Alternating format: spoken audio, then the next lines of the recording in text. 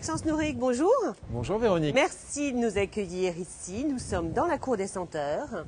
Nous sommes devant la boutique Guerlain que vous dirigez. Exactement. Et la seule d'ailleurs boutique Guerlain hors de Paris. Exactement, c'est une boutique très importante pour nous, Oui. pour Guerlain, parce que c'est la première en dehors de Paris. Toutes les boutiques Guerlain qui présentent toutes les collections sont vraiment à l'intérieur de Paris, Paris intramuros. Et vous êtes venu avec d'autres artisans de luxe, si on peut dire, puisque nous avons aussi Diptyque, la maison Fabre Les Gantiers et la maison Le Nôtre. Voilà, Exactement. pour former cette cour des senteurs qui est une sorte d'écrin de luxe. Exactement, et c'est un concept. C'est un concept voilà. autour des saveurs et des senteurs.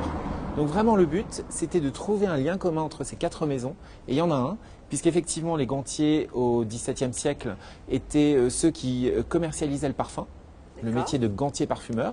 Ils avaient eux seuls le droit de commercialiser les parfums, donc il y a un lien. Les bougies Diptyque, les bougies ont marqué l'histoire du château et à Versailles notamment. Et puis Guerlain, c'est un parfumeur.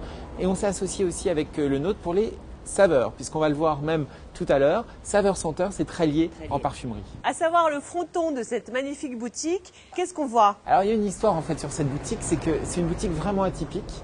On a fait appel à des artistes et des artisans. Pourquoi? Parce qu'on est dans un quartier d'artisanat, et ce depuis le XVIIe siècle. Et du coup on a voulu faire appel pour montrer le savoir-faire français, mais à la fois sur notre métier, notre cœur de métier, qui est la parfumerie, mais aussi on a fait appel à ceux qui ont pu nous aider dans l'architecture de cette boutique. Alors, un premier clin d'œil à Versailles avec Vénus. Vénus, en fait, c'est la reproduction du mascaron que nous avons sur le 68 Champs-Élysées, qui est notre boutique principale. Et en fait, Vénus, on est quand même attaché à nos racines, donc on va parler beaucoup de nos racines, de nos ailes. Et Vénus, elle regarde vers Paris, vers nos racines. Et Vénus, c'est aussi un petit clin d'œil au château et au jardin, puisque Vénus, dans la mythologie, elle s'est piqué le doigt avec une rose, et c'est son sang qui a coloré les roses. Ah, ça vient de là? Ça vient de là. D'accord. Et en fait, l'organisation de la boutique va se faire avec cette Vénus qui est sans couleur, pour vous inviter à découvrir la couleur qui est tout au bout de la boutique. Alors on y va, on part pour la couleur. Donc Maxence, nous voici dans la première partie de la boutique Guerlain. Nous avons quelques objets d'art contemporain. Alors, on commence par quoi? Vous êtes accueillis par un lustre, et ça c'est un petit lien avec le château encore. Évidemment, le château de Versailles est très influent sur la ville, et il organise en fait la ville architecturalement. En partant de la chambre du roi, on a des allées et des avenues. Et on s'est dit, on va implanter un lustre, mais ce n'est pas n'importe quel lustre, puisque c'est la reproduction d'un lustre réalisé par une artiste contemporaine qui s'appelle Marie-Christophe. Et Marie-Christophe, elle travaille ce qu'on appelle en art contemporain l'inside out. Donc en fait, elle a pris un lustre qui était descendu pendant les soirées d'appartement de Louis XIV, elle l'a fait à l'envers. C'est-à-dire qu'elle a mis le cristal à l'intérieur du fer, elle a mis la lumière à l'intérieur du lustre, notamment à l'endroit où on mettait les pomandiers pour parfumer les pièces. Vous mettez les quoi? Les pomandiers. Les Qu'est-ce que pomandiers, c'est que ça? c'était des boîtes ouvragées en fer qui se refermaient, dans lesquelles on mettait des concrètes de parfum pour parfumer les pièces. Des concrètes de parfum. Qu'est-ce que c'est? Donc la concrète de parfum, c'est en fait une association de matières premières qui ont été très concentrées et qui sont mises de manière solide. Et ce sont des matières solides parfumées qui parfumaient les pièces. Bon, donc ça c'est le... Donc voilà pour le le lustre. Après, là il y a quelque chose de magnifique. Alors quelque chose de magnifique et qui est vraiment un clin d'œil là à notre histoire Guerlain aussi. On a recherché dans nos archives un symbole de l'astre solaire, on est encore à Versailles, et c'était un symbole de nos savons Sapochetti en 1830. Donc c'est un petit clin d'œil historique, ça tombait bien, parce qu'effectivement à Versailles, il faut savoir que c'est aussi quelque chose qui a été réalisé par un artiste contemporain qui s'appelle Pierre Luidici, qui est sculpteur, et qui a réalisé cette reproduction du symbole Guerlain dès 1830. Donc c'est un clin d'œil à l'histoire. Et justement à ces avenues dont je vous parlais, qui partent de la chambre comme des rayons de soleil pour éclairer le peuple. C'était le roi qui éclairait le peuple. Et nous, comme nous sommes sur une de ces avenues, on a décidé de se mettre et de vous accueillir sous les rayons du soleil. Parfait. Et de notre astre. Ok, donc portés par ces rayons du soleil, nous allons pouvoir apercevoir ici des fabuleux flacons qui m'ont l'air d'époque. Alors, ce sont des flacons évidemment originaux qu'on expose dans cette partie de la boutique qu'on appelle l'atelier. Et vous avez vraiment des parfums assez exceptionnels. Vous avez des parfums du début du XXe siècle. Alors, voilette de Madame 1904. Alors, le parfum est exceptionnel, mais le contenant aussi. Là, on voit une forme escargot. Là, on voit un bouchon qui d'ailleurs n'a rien d'exceptionnel pour moi, mais qu'il est sûrement. Historiquement, il est exceptionnel parce que le flacon je sentais qu'il y avait un truc. date de 1846 et on est sur une autre toilette. Et l'eau de toilette à l'époque, c'est une eau de friction. C'est-à-dire qu'on se frictionnait le corps, comme Louis XIV le faisait.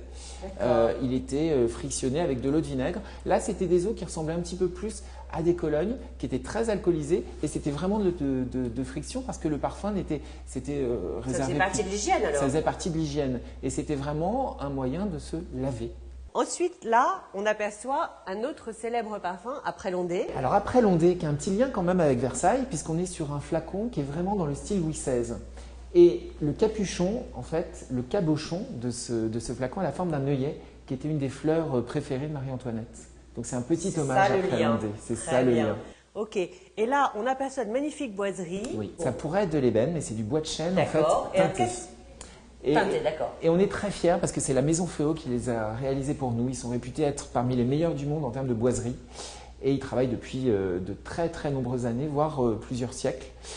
Et ils ont travaillé pour nous sur des symboles guerlins, et notamment ce qu'on appelle chez nous la guerlinade. Ah, la fameuse guerlinade. Alors, déjà on va expliquer la guerlinade. À quoi ça correspond? La guerlinade, c'est vraiment une signature olfactive guerlin. On est une des rares maisons à avoir une telle signature. C'est-à-dire que quand on sent un parfum guerlin, on se dit tiens, c'est un guerlin. On reconnaît. Et ça, c'est lié à des matières premières, des notes, parce qu'une matière première, c'est une note dans un parfum. Et il y a 6 notes qu'on retrouve toujours plus ou moins dosées. En tout ou partie, il y a toujours des éléments de la guerlinade chez Guerlain. Alors on y va, en fait, en regardant les boiseries. Vous avez la fève tonka, vous avez la vanille, vous avez le jasmin, vous avez l'iris, vous avez la rose et vous avez la bergamote. Et ça, c'est quoi, pardon, la petite boule là? Alors, cette petite boule, c'est la fève tonka. Non, je parlais de celle-là. Alors ça, ce sont des fruits rouges. On a aussi… vous m'en avez pas parlé. Chez Guerlain, ça ne fait pas partie de la guerlinade, mais on a des parfums de plus en plus gourmands. Très bien, vous êtes en train d'évoluer. Exactement. Et de changer un peu votre ligne olfactive Alors, on ne la change pas. Disons qu'on essaye aussi de faire rentrer des générations nouvelles dans nos boutiques. C'est le cas de la petite robe noire, par exemple. La petite robe noire, c'est un parfum gourmand. D'où cette note de framboise qu'on retrouve dans la petite robe noire couture, qui vient d'être créée justement avec une base de framboise. D'accord, et qui correspond à un public assez jeune. Alors, il y a de tout. Il y a de tout. Il n'y a pas de règle en parfumerie, en fait. On a aussi des femmes de 80 ans qui adorent la petite robe noire couture et qui le portent. Mais on a des jeunes aussi qui l'aiment beaucoup. Ok.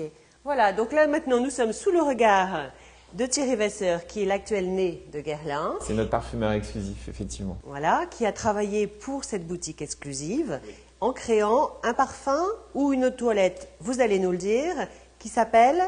Une eau de toilette qui s'appelle Cour des Senteurs Versailles. Cour des Senteurs Versailles. Alors, on s'est vraiment inspiré d'un flacon ancien.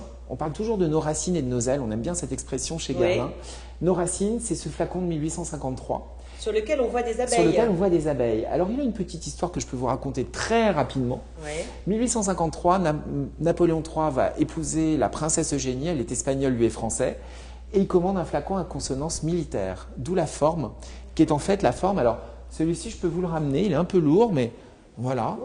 Voilà le flacon. Magnifique. Le fameux flacon abeille qui est très important chez Guerlain. Et ce flacon, il y a des abeilles.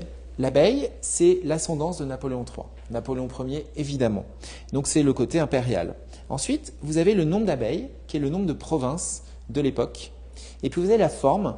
La forme, c'est le haut de la colonne Vendôme. Pourquoi? Parce que la colonne Vendôme, elle a été fondue avec les canons d'Austerlitz. Alors, ce flacon, on le réutilise.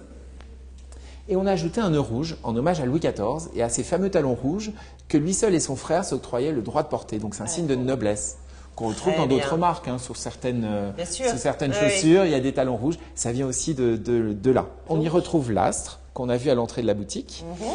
Et surtout, le parfum qui est utilisé, c'est celui du jasmin. Pourquoi? Parce que le jasmin, c'est vraiment la fleur royale qu'on mettait dans les allées pour parfumer le bas des robes des dames de la cour. Et on est vraiment sur un parfum qu'aurait pu apprécier Marie-Antoinette, par exemple. Et le jasmin qu'on utilise, c'est un jasmin très rare, qui est un jasmin de Calabre, et qui est apparemment très proche de celui qu'on avait au XVIIe et XVIIIe siècle.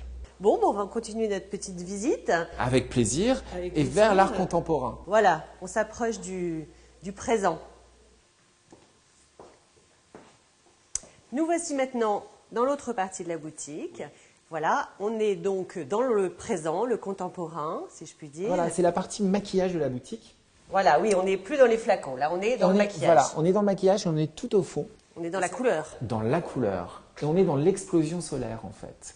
Alors c'est Nicola Dolce. Nicola Dolce, c'est un artiste contemporain qui est fasciné par le travail de Jackson Pollock. Et Jackson Pollock, il travaille en dripping, c'est-à-dire qu'il prenait des pinceaux et il faisait tomber de la couleur comme ça par terre et sur ses toiles. Et là, c'est travailler en projection. Je parlais des artistes, des artisans.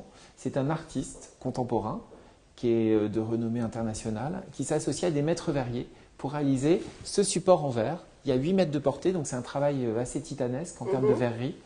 Et il a représenté une explosion solaire, donc il a appelé son œuvre Big Bang. Explosion solaire en hommage à Louis XIV, à l'astre qu'on a vu à l'entrée de la boutique. Et ensuite, vous avez cet astre qui en fait va exploser pour donner de la lumière. C'est la création en fait, c'est l'origine du monde. Donc la création, ça reprend en plus nos couleurs de maquillage. Oui. Et ensuite, on va jusqu'au bleu. Et le bleu, c'est l'eau, la vie. Et la vie, c'est notre gamme de soins. Et comme notre gamme de soins est à base d'orchidées, on l'a représenté aussi sur une boiserie qui, elle, est contemporaine, avec des racines d'orchidées qui sont sculptées. Et qui sont sculptées un petit peu comme des plumes. Donc ça donne le côté texture de nos produits aussi. Texture légère. Exactement. Oh, comme je comprends bien. Dites-moi, la maison Guerlain, enfin la boutique Guerlain à Versailles propose justement, là vous êtes un puits de science, on a envie d'en savoir plus. Au moins. Et justement, c'est possible parce que vous proposez différents ateliers auxquels on s'inscrit et qui ont différents thèmes. Voilà, qui permettent d'approfondir un peu nos connaissances en termes de parfums, d'histoire, etc. Donc, quels sont-ils ces ateliers? Alors, Guerlain ayant près de 2 siècles d'histoire, on propose un atelier qu'on appelle petit déjeuner visite, où autour d'un petit déjeuner, dans la partie atelier, on va vous expliquer l'histoire de cette boutique, ce qu'on a vu un petit peu, et aussi l'histoire de Guerlain. De la maison Guerlain, créée en 1828. Voilà, donc c'est vraiment axé patrimoine. Il y a un deuxième type d'atelier où, en plus du patrimoine, on va ajouter l'art des matières premières. Qu'est-ce que l'art des matières premières? Qu'est-ce qu'une rose? Quels sont les différents types de roses? Et ça, c'est ce qu'on appelle le Guerlain parfumeur créateur. Et il y a un troisième type où là, il est accessible pour des enfants sous le nom de Petit Guerlain et sous le nom de Conte parfumé pour les adultes, où en plus du patrimoine, on va vraiment vous parler de l'art des matières premières, mais aussi du métier du parfumeur. Donc, qu'est-ce qu'une note, qu'est-ce qu'un accord? Et en plus, vous allez avoir une partie création, puisqu'on va vous proposer de créer votre propre parfum en faisant des essais. D'accord, c'est une initiation à la création. Dans le même atelier. Dans le même atelier. L'initiation à la création. Donc, on peut se dire, tiens, j'ai envie de créer mon parfum ou à la recherche de mon parfum perdu. Oui. Enfin, il y a plein de choses possibles alors. Voilà, les notes qu'on aime, mettre dans un parfum des notes qu'on apprécie, et c'est vraiment une excellente initiation. Ok, bah écoutez, ça donne très envie. Et déjà, merci pour cet aperçu alléchant. Et à très vite. Vous êtes chez vous. Au revoir. D'accord, merci.